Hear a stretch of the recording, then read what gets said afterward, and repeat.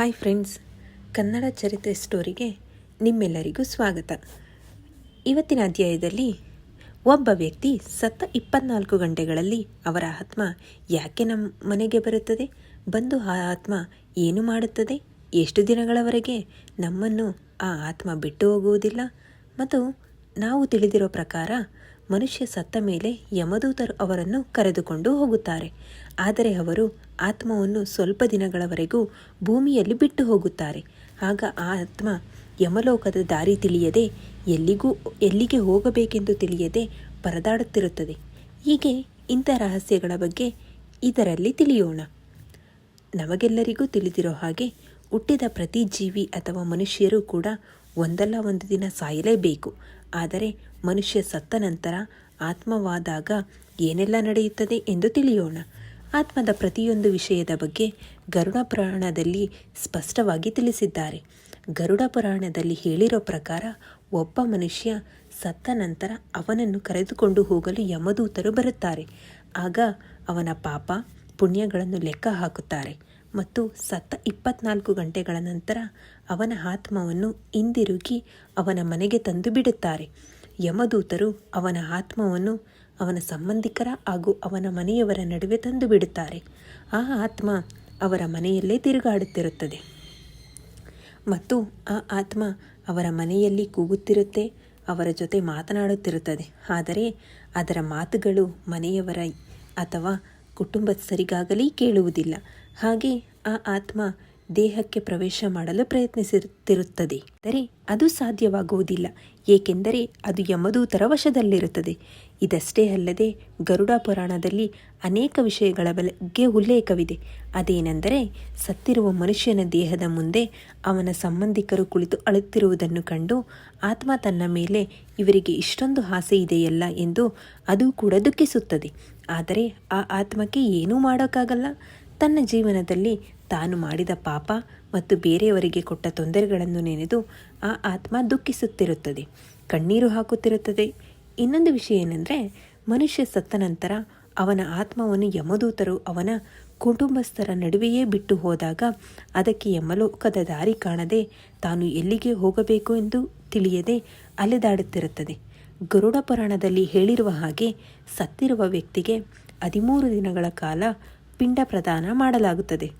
ಆಗ ಸತ್ತಂಥ ವ್ಯಕ್ತಿಯು ಆತ್ಮ ಪುನರ್ನಿರ್ಮಾಣವಾಗುತ್ತದೆ. ಅಂದರೆ 11 ಅಥವಾ 13ನೇ ದಿನ ಪುರೋಹಿತರಿಗೆ ದಾನ ಮಾಡಿ ಆತ್ಮಕ್ಕೆ ಪಿಂಡ ಪ್ರದಾನ ಮಾಡಿದ ನಂತರವಷ್ಟೇ ಆ ಆತ್ಮಕ್ಕೆ ಯಮಲೋಕದ ದಾರಿ ಕಾಣಿಸುತ್ತದೆ.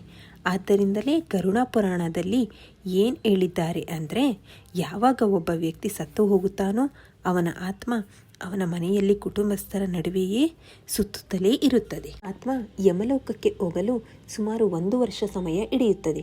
ಇಲ್ಲಿ ನಾವು ಅರ್ಥ ಮಾಡಿಕೊಳ್ಳೋ ವಿಷಯ ಏನೆಂದರೆ, ಇಲ್ಲಿ 13 ಮತ್ತು 11ನೆಯ ದಿನ ನಾವು ಮಾಡುವಂಥ ಪಿಂಡದಾನ ಸತ್ತಂಥ ವ್ಯಕ್ತಿ ಆತ್ಮಕ್ಕೆ ಅರ್ಪಿಸೋದಾಗಿರುತ್ತೆ.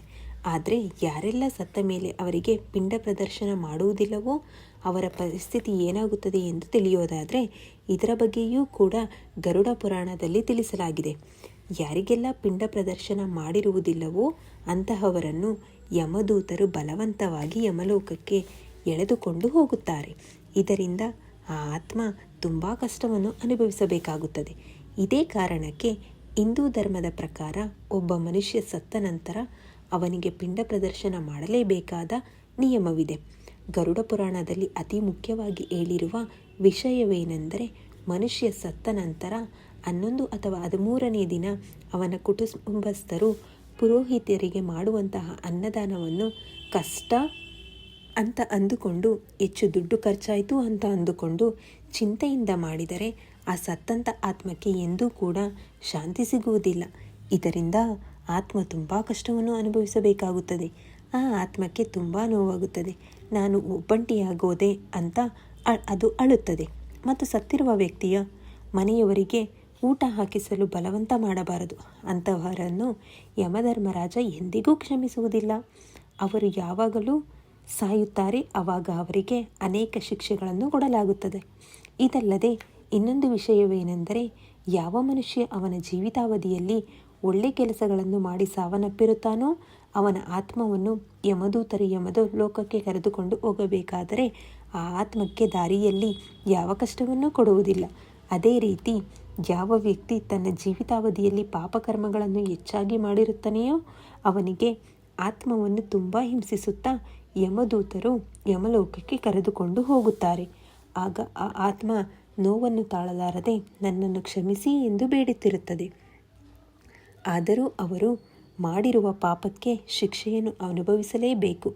ಹಾಗೆ ಒಳ್ಳೆ ಕೆಲಸ ಮಾಡಿದಂಥ ವ್ಯಕ್ತಿಯು ಆತ್ಮ ಯಮಲೋಕಕ್ಕೆ ತಲುಪಿದ ನಂತರ ಯಮಧರ್ಮರಾಜ ಅವನ ಬಗ್ಗೆ ಎಲ್ಲವನ್ನೂ ಪರಿಶೀಲಿಸಿ ಆ ಒಳ್ಳೆಯವನ ಆತ್ಮವನ್ನು ಸ್ವರ್ಗಲೋಕಕ್ಕೆ ಕಳುಹಿಸಿಕೊಡುತ್ತಾರೆ. ನಂತರ ಪಾಪಗಳನ್ನು ಮಾಡಿದ ಮನುಷ್ಯರ ಆತ್ಮಕ್ಕೆ ಅನೇಕ ಶಿಕ್ಷೆಗಳನ್ನು ಕೊಟ್ಟು ನರಕಲೋಕಕ್ಕೆ ಕಳುಹಿಸುತ್ತಾರೆ. ಇದಿಷ್ಟು ಇವತ್ತಿನ ವಿಡಿಯೋ. ಇದರ ಬಗ್ಗೆ ನಿಮ್ಮ ಅಭಿಪ್ರಾಯವನ್ನು ಕಮೆಂಟ್ ಬಾಕ್ಸ್ನಲ್ಲಿ ತಿಳಿಸಿ. ಧನ್ಯವಾದಗಳು.